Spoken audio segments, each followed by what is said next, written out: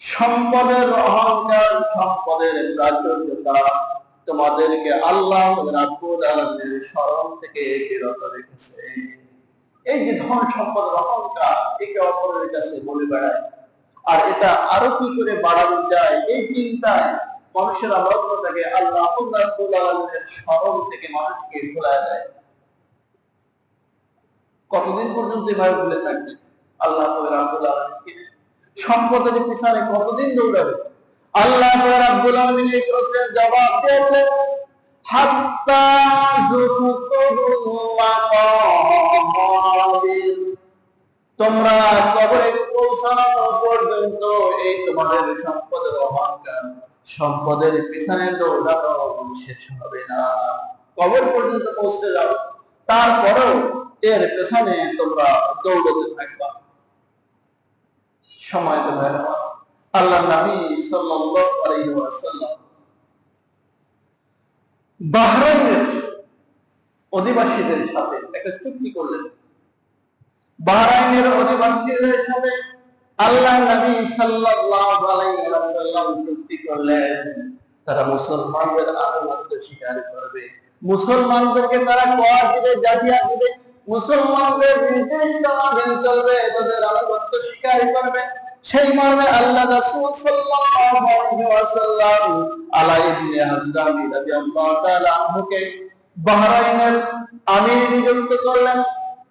বাহরাইনের আমির নিযুক্ত করে আল্লাহ রাসূল সাল্লাল্লাহু আলাইহি ওয়াসাল্লাম আলা ইবনে হাজরামি রাদিয়াল্লাহু তাআলা আনহুকে সেখানে পাঠাইলেন। তিনি ওখানে শাসন কার্য পরিচালনা করছেন। কিছুকাল পরে আল্লাহ রাসূল সাল্লাল্লাহু আলাইহি ওয়াসাল্লাম আবার আবু উবাইদা ইবনে জাররাহ রাদিয়াল্লাহু তাআলা আনহুকে পাঠালেন। কোথায় পাঠালেন? বাহরাইনে। কোথায়? বাহরাইনে। ওখানে আমিরকে আলা ইবনে হাজরামি রাদিয়াল্লাহু তাআলা, তিনি ওখানে শাসন কার্য পরিচালনা করছেন। কিছুকাল পরে আল্লাহ রাসূল সাল্লাল্লাহু আলাইহি ওয়াসাল্লাম আবু উবাইদা ইবনে জাররাহ রাদিয়াল্লাহু তাআলা আনহুকে পাঠালেন যে যাও ওখানে আলা ইবনে হাজরামি রাদিয়াল্লাহু তাআলা আনহুর কর বা জিজিয়া বাহরাইনবাসীদের কাছ থেকে যেগুলো আদায় করেছে ওগুলো দিয়ে নিয়ে আসো। নির্দেশ মোতাবেক আবু উবাইদা ইবনে জাররাহ রাদিয়াল্লাহু তাআলা আনহু বাহরাইন পৌঁছালেন। সেখানে যাওয়ার পরে ওখানে যে জিজিয়া বা কর জমা করেছিল, এই জিজিয়া বা কর নিয়ে আবার আল্লাহ রাসূল সাল্লাল্লাহু আলাইহি ওয়াসাল্লামের কাছে পবিত্র মদিনায় ফেরত আসলেন। তো যখন ফেরত আসলেন তখন ফজর হয় নাই। ফজরের আগেই আল্লাহ রাসূল সাল্লাল্লাহু আলাইহি ওয়াসাল্লামের দরবারে আবু উবাইদা ইবনে জাররাহ রাদিয়াল্লাহু তাআলা এই জিজিয়া বা কর, এই যে সম্পত্তিগুলো নিয়ে ফিরে আসে। কিন্তু রাত হলেও, ছবি সাদেক না হলেও মদিনাবাসীগণ এবং সাহাবাগণ জেনে গেছে যে আল্লাহ রাসূলের সাহাবী আবু উবাইদা ইবনে জাররাহ রাদিয়াল্লাহু তাআলা আনহু কর বা জিজিয়া নিয়ে মদিনায় ফিরে আসছেন বাহরাইন থেকে। তো তারা চিন্তা করলেন যে নিশ্চয়ই কিছুক্ষণ পরে ফজর হবে। ফজরের নামাজের পরে আল্লাহ রাসূল সাল্লাল্লাহু আলাইহি ওয়াসাল্লাম সাহাবাদের মাঝে একটা বর্তন করবেন, অতএব যাই মসজিদে চলে যাই।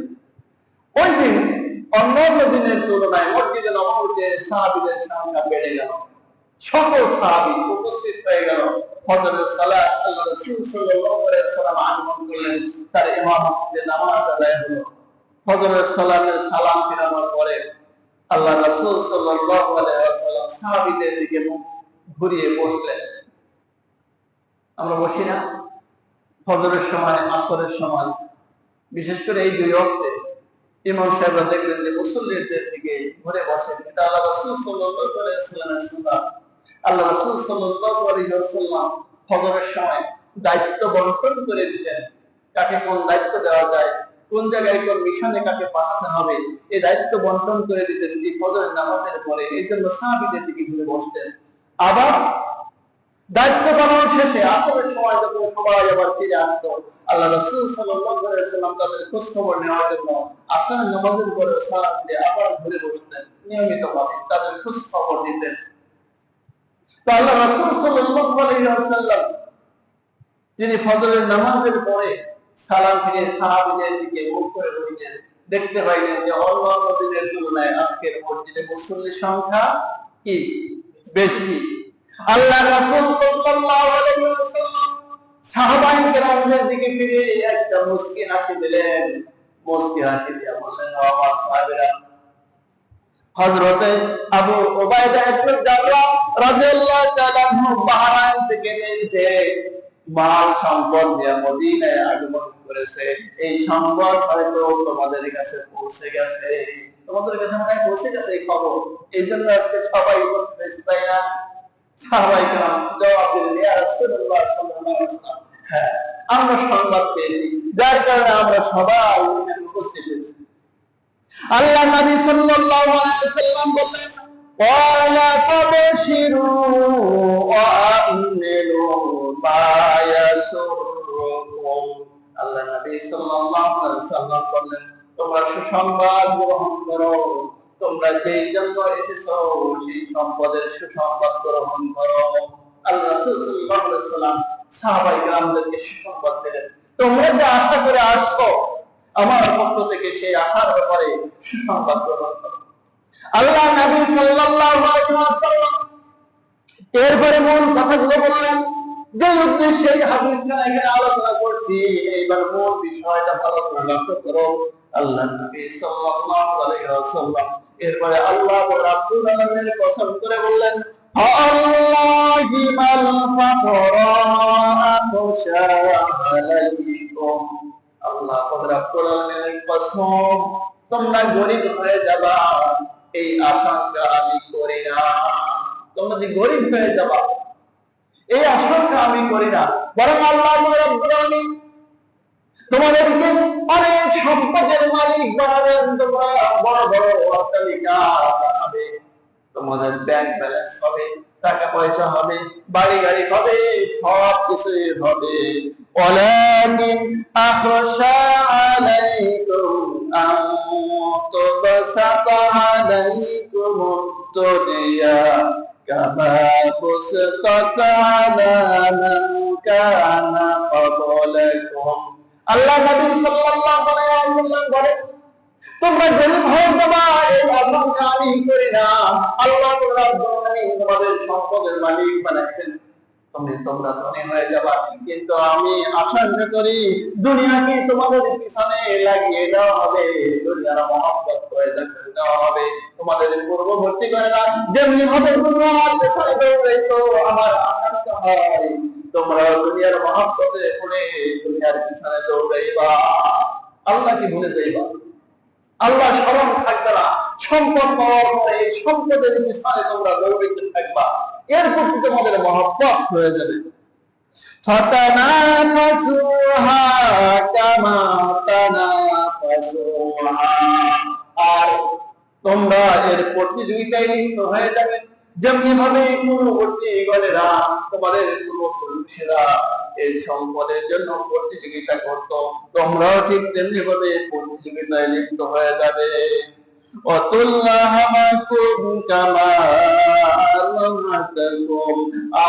তোমরা আখিরাত বিমুখ হয়ে যাবে, আখিরাতকে ভুলে যাবে, যেমনি ভাবে পূর্ববর্তী যুগের মানুষেরা আখিরাতকে ভুলে গেছিল।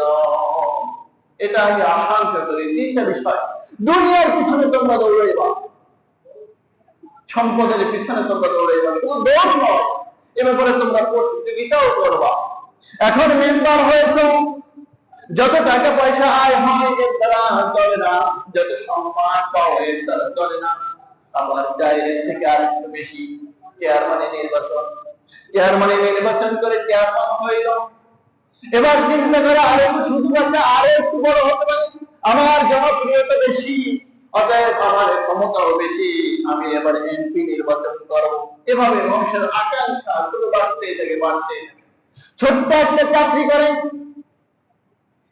আবার তার কলিগ একই পোস্টে চাকরি করে, বাড়িতে বাড়ি করেছে, গাড়ি করেছে, অর্থ সম্পদ করেছে, বাড়িতে বসে স্ত্রী বলে, ব্যাপার কি, তুমি যেই পোস্টে চাকরি করো, যেই অফিস চাকরি করো, তোমার বন্ধু সেই অফিস চাকরি করে, তার বাড়ি হলো, গাড়ি হলো, সবকিছু হলো, তোমার তো কিছুই হলো না। চিন্তা করে আমার আয় বাড়াতে হবে, অসৎ পথে ঘুষ খেয়ে সুদ গ্রহণ করে, ঘুষ গ্রহণ করে, এমনি ভাবে সে তার ব্যাংক ব্যালেন্স আস্তে আস্তে বাড়াতে থাকে। বাড়িতে আলমারি, ফার্নিচার, খাট, পরামর্শ, টিভি, সুখে সব কিছু এভাবে বাড়াতে বাড়াতে তার আতঙ্ক বেড়ে যায়। এই পরিবেশ চাকরি করে হবে না, আর একটু উপরের মতো দরকার আছে না নাই? এমনি ভাবে আকাঙ্ক্ষা দুনিয়ার পিছনে সে দুনিয়ার অর্থ হয়ে গেছে, আল্লাহ আল্লাহকে ভুলে গেছে।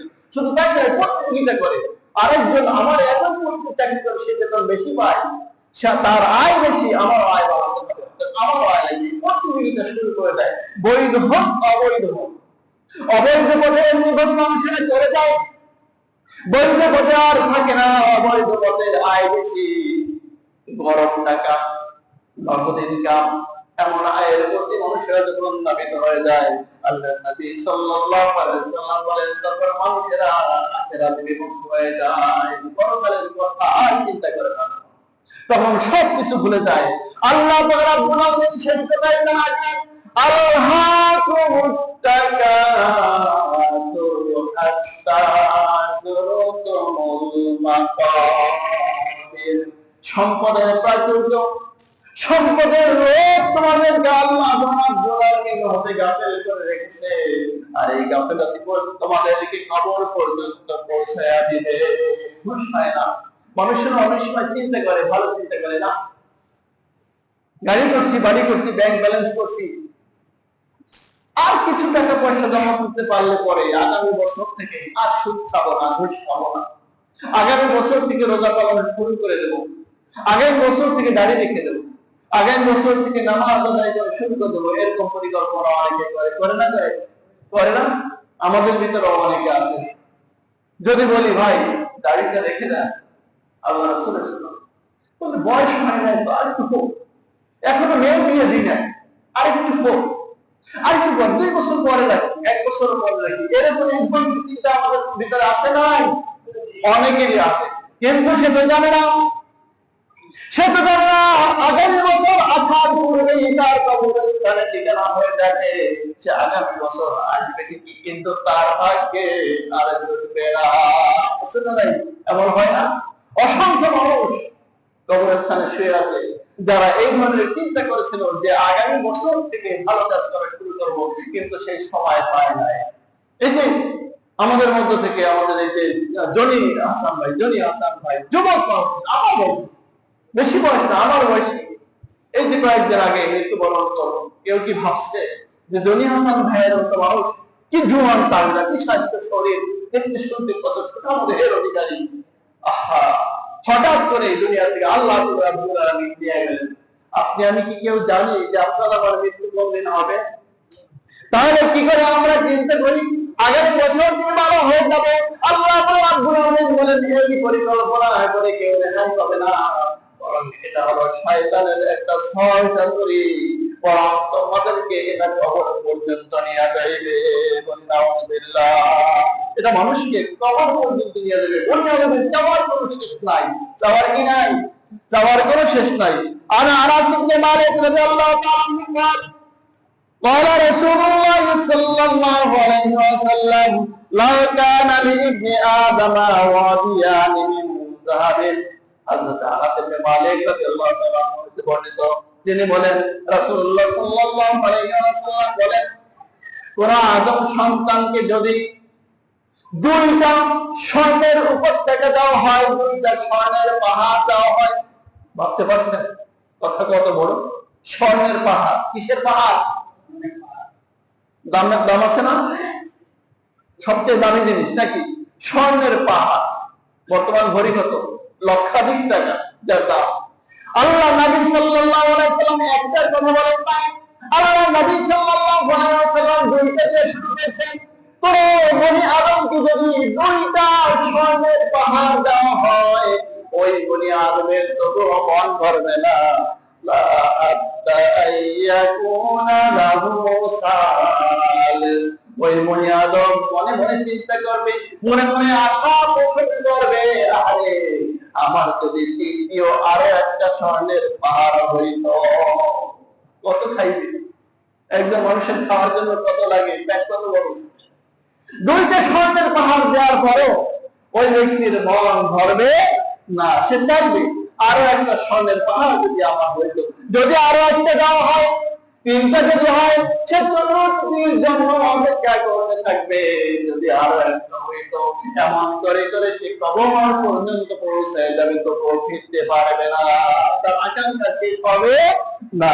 আল্লাহ নবী সাল্লাল্লাহু আলাইহি ওয়াসাল্লাম বলেন, ওয়ালা ইয়ামালু ফাহু ইল্লা তুরাব, দুনিয়ার পেট শুধুমাত্র কবরের মাটি দ্বারাই ভরা সম্ভব। অর্থাৎ মৃত্যুবরণ করলে পরে, কবরে গেলে পরে তার এই আকাঙ্ক্ষা সমাপ্ত হবে। এর পূর্বে দুনিয়ায় জীবিত থাকা অবস্থায় তার আশা আকাঙ্ক্ষা শেষ হবে না, চাইতেই থাকে, চাইতেই থাকে, আর চাইতেই থাকবে। দুনিয়ার এগুলো সব একটা মোহ। আল্লাহ রাব্বুল আলামিন বলেন, زين للناس حب الشهوات من النساء والبنين والقناطير المقنطرة من الذهب والفضة والخيل المسومة والأنعام والحرث، ذلك متاع الحياة الدنيا والله عنده حسن المآب। দুনিয়ায় সুশোভিত করা হয়েছে স্ত্রী, সন্তান, সন্ততির, ব্যবসার পণ্য, স্বর্ণ, রত্ন, গবাদি পশু, ক্ষেত খামার ইত্যাদি সব কিছু দুনিয়ায় সুশোভিত করা হয়েছে। এগুলো হইল দুনিয়ার সম্পদ, এগুলোর পিছনে মানুষেরা দৌড়ায়। অথচ আল্লাহ রাব্বুল আলামিন বলেন, আল্লাহু ইনদাহু হুসনুল মাআব, তোমাদের উত্তম আশ্রয়স্থল হলো আল্লাহ রাব্বুল আলামিনের কাছে, তার কাছে তোমাদের সবাইকে ফিরে যেতে হবে। দুনিয়ার এই ক্ষণস্থায়ী বিষয়গুলোর উপরে মানুষরা বেশি প্রাধান্য দেয়। আল্লাহ নবী সাল্লাল্লাহু আলাইহি ওয়াসাল্লাম বলেন, মান আহাব্বা দুনিয়াহু আদাররা বিআখিরাতিহি, এই ব্যক্তি দুনিয়ার প্রতি বেশি মহব্বত করলো, দুনিয়া চাইলো, সেই ব্যক্তি আখিরাতে ক্ষতিগ্রস্ত হয়ে গেল। ছোট্ট কথা, ভালো করে বুঝতে হবে। দুনিয়ার প্রতি যে ব্যক্তি আসক্ত হয়ে গেল, দুনিয়াকে যে ব্যক্তি বেশি ভালোবাসলো, দুনিয়া যে ব্যক্তি পাইলো বা চাইলো, ওই ব্যক্তি আখিরাতে ক্ষতিগ্রস্ত হয়ে গেল। কারণ আখিরাতে ক্ষতিগ্রস্ত হওয়ার মানে হলো সে জান্নাত হারাম হয়ে গেল, জাহান্নামের অধিবাসী হয়ে গেল। বলে নাউযুবিল্লাহ। আল্লাহ নবী সাল্লাল্লাহু আলাইহি ওয়াসাল্লাম বলেন, দুনিয়া এবং আখিরাত এই দুইটা বিষয় হলো সতীনের মতো, একজন আরেকজনকে দেখতে পারে না, ঠিক না? সতীন সতীন বোঝেন, এক স্বামী দুই বউ, এখন এক বউ আরেক বউকে দেখতে পারে না। এটা দুনিয়ার একটা প্রাকৃতিক নিয়ম, স্বাভাবিক নিয়ম, ঠিক না? আল্লাহ নবী সাল্লাল্লাহু আলাইহি ওয়াসাল্লাম বলেন, মান আহাব্বা দুনিয়াহু আদাররা বিআখিরাতিহি, যে ব্যক্তি দুনিয়া পাইলো, দুনিয়াকে বেশি ভালোবাসলো, সে আখিরাতে ক্ষতিগ্রস্ত হয়ে গেল। ওমান আহাব্বা আখিরাতাহু আদাররা বিদুনিয়াহু, আর যে ব্যক্তি আখিরাতকে ভালোবাসলো, সেই ব্যক্তি দুনিয়ায় ক্ষতিগ্রস্ত হয়ে গেল। যে ব্যক্তি আখিরাতকে পাইলো, আখিরাতকে প্রাধান্য দিল, সেই ব্যক্তি দুনিয়ার ধন সম্পদ, টাকা পয়সা অবৈধভাবে অর্জন করতে পারবে না, তার শান শওকত, চাপা এগুলো থাকবে না, দুনিয়ায় তার চাকচিক্য থাকবে না। বরং সে যখনই এগুলো অর্জন করতে যাবে, আল্লাহ রাব্বুল আলামিন তাকে বারবার পরীক্ষায় ফেলে দিবে। কি করবেন? আল্লাহ তাআলা পরীক্ষায় ফেলে দিবেন, তার জানের ক্ষতি হবে, মালের ক্ষতি হবে, এগুলো হয়ে যাবে, দেখবেন সে কিছুই করতে পারে না।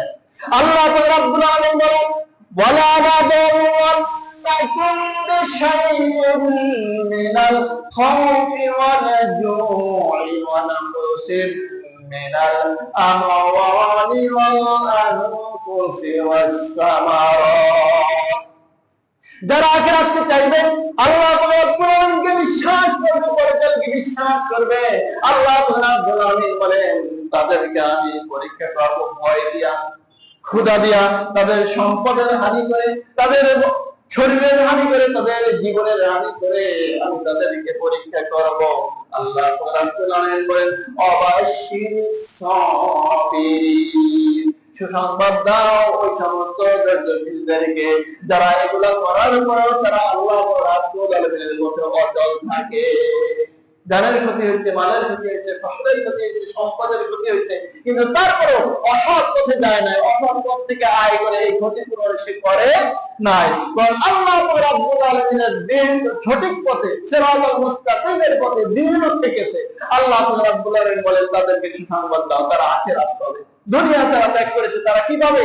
আখিরাত পেয়ে যাবে। ভাইরা আমার, আল্লাহ রাব্বুল আলামিন এই জন্য বলেন আল্লাহুম্মুত তাকাসুর হাত্তা যুরতুমুল মাকাবির।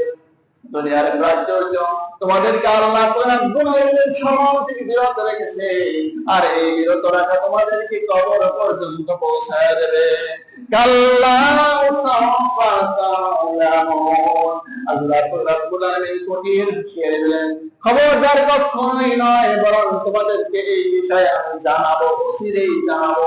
সাওফা তা'লামুন, শিগগিরই জানাবো। এরকম দুনিয়ার প্রতি মহব্বত করতে করতে কবর পর্যন্ত পৌঁছে গেছো, কবরে আসো, সাথে সাথে এর ফল আমি তোমাদেরকে জানায়া দেব। বলেন নাউযুবিল্লাহ। সুম্মা কাল্লা সাওফা তা'লামুন। অতঃপর জেনে রেখো, নিশ্চয় কখনোই নয়, আমি অবশ্যই তোমাদেরকে জানায়া দেব। আল্লাহ রাব্বুল আলামিন দুইবার বললেন। এরপরে আল্লাহ রাব্বুল আলামিন বললেন কাল্লা লাউ তা'লামুনা ইলমাল ইয়াকিন। কখনোই যদি তোমরা দৃঢ়ভাবে এই বিষয়গুলো জানতে, আমি যে তোমাদেরকে দেখাবো, তোমরা যে আমাকে ভুলে গেছো, গাফেল হয়ে গেছো, দুনিয়ার মহব্বতে পড়ে গেছো, কবরে চলে আসছো, তোমাদের ফল যে কি হবে এটা আমি তোমাদেরকে দেখাবো, এই ব্যাপারে যদি তোমরা একটু চিন্তা ভাবনা করতা, তোমরা যদি একটু ভেবে দেখতা,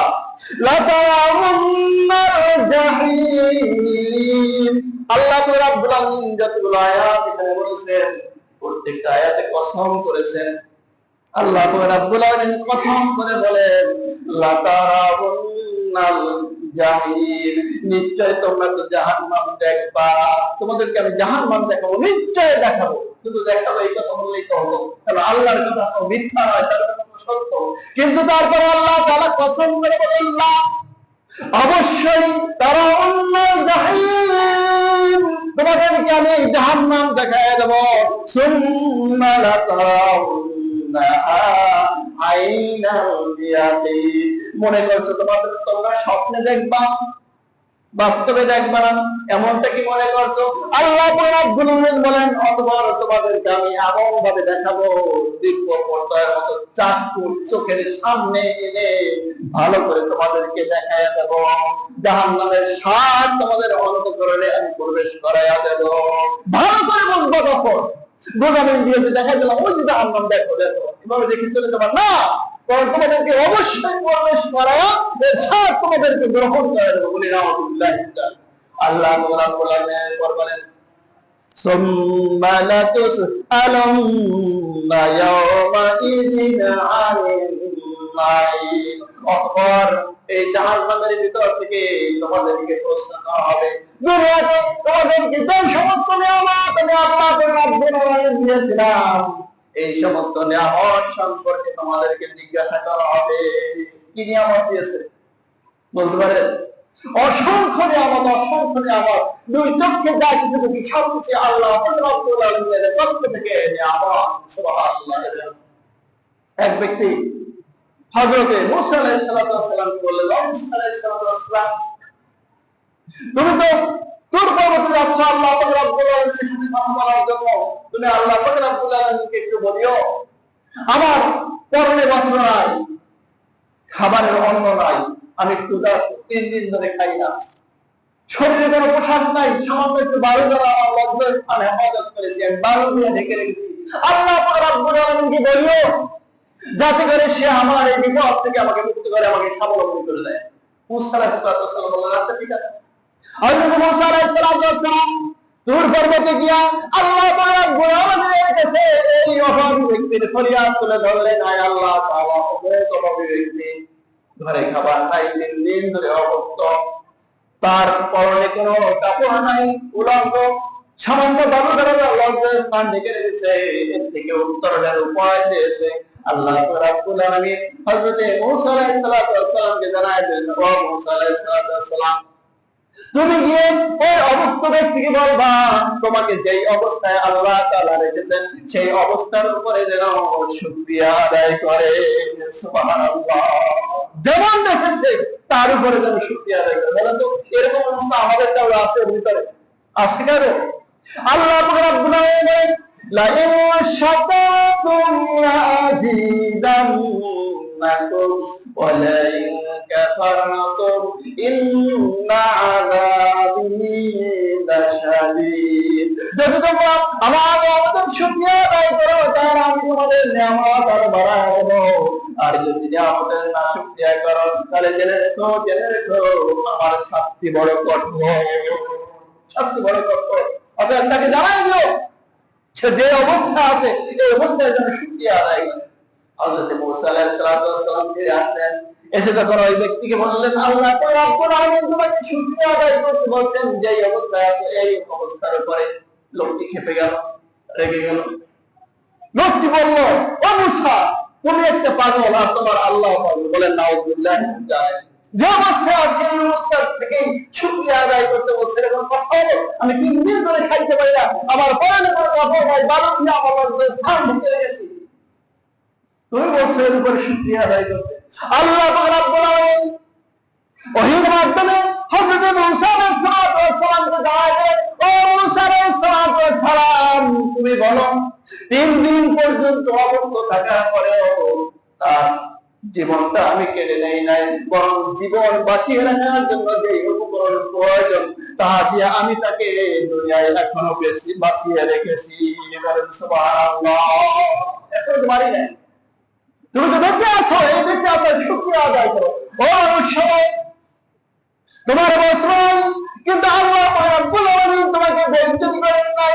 তার সামান্য সৃষ্টি বালু দ্বারা হলেও তোমার যে লজ্জাস্থানের হেফাজত করেছেন, তোমাকে যে উলঙ্গ করে মানুষের সামনে প্রদর্শন করেন নাই, এই জন্য হলেও তুমি আল্লাহ রাব্বুল আলামিনের শুকরিয়া আদায় করো। কত নিয়ামত আল্লাহ রাব্বুল আলামিন আমাদেরকে দিয়েছেন, তার থেকে তো আমরা ভালো আছি না? অতএব আমাদের কি করতে হবে? আল্লাহ রাব্বুল আলামিনের নিয়ামতের শুকরিয়া আদায় করতে হবে, আর আল্লাহ রাব্বুল আলামিনকে বেশি বেশি স্মরণ করতে হবে, দুনিয়াতে মুখ হতে হবে। ভাইরা আমার, আল্লাহ নবী সাল্লাল্লাহু আলাইহি ওয়াসাল্লামের আরেকটা গুরুত্বপূর্ণ হাদিস, আর আব্দুল্লাহ ইবনে সাকরি রাদিয়াল্লাহু তাআলা আনহু, হযরত আব্দুল্লাহ ইবনে সাকরি রাদিয়াল্লাহু তাআলা আনহু বলেন, আমি একবার রাসূলুল্লাহ সাল্লাল্লাহু আলাইহি ওয়াসাল্লামের দরবারে গেলাম, গিয়ে দেখলাম আল্লাহ নবী সাল্লাল্লাহু আলাইহি ওয়াসাল্লাম সূরাতুত তাকাসুর তেলাওয়াত করছেন। আল্লাহাকুমুত তাকাসুর হাত্তা যুরতুমুল মাকাবির, এই সূরা তেলাওয়াত করছেন। আমি দাঁড়িয়ে রইলাম, আল্লাহ রাসূল সাল্লাল্লাহু আলাইহি ওয়াসাল্লামের তেলাওয়াত যখন শেষ হয়ে গেল, আল্লাহ নবী সাল্লাল্লাহু আলাইহি ওয়াসাল্লাম আমার দিকে ফিরলেন। আমার দিকে ফিরে আমাকে দেখে আল্লাহ নবী সাল্লাল্লাহু আলাইহি ওয়াসাল্লাম বললেন, ইয়াকুলু ইবনে আদম মালি মালি। ও হযরত আব্দুল্লাহ ইবনে সাকরি রাদিয়াল্লাহু তাআলা শোনো, বনি আদমরা শুধু বলতে থাকে আমার মাল, আমার মাল, আমার সম্পদ, আমার সম্পদ, এই কথাগুলো বনি আদমরা বলতে থাকে, অথচ মিম্মানিকা ইল্লামা আকাউতা, অথচ সে যা খায় এইটা শুধু তার সম্পদ। ভালো করে লক্ষ্য করুন, আল্লাহ নবী বলেন, বনি আদমরা বলে আমার সম্পদ, আমার সম্পদ, অথচ সে যা খায় এটা তার সম্পদ। অথচ অথবা জামা কাপড় ক্রয় করে যেগুলো পরিধান করে শেষ করে দেয় এইগুলো তার সম্পদ। অথবা সে যা আল্লাহর রাস্তায় দান করে দেয় এইটা তার সম্পদ। দুনিয়াতে সম্পদ আমাদের কয় প্রকার? বলেন, আমাদের সম্পদ কয় প্রকার? যেগুলো আমরা খাই সেটা আমার সম্পদ, আমার কাজে লাগে। বস্ত্র ক্রয় করে যেগুলো আমি পরিধান করে শেষ করে দেই এটা আমার সম্পদ, আমার কাজে লাগে।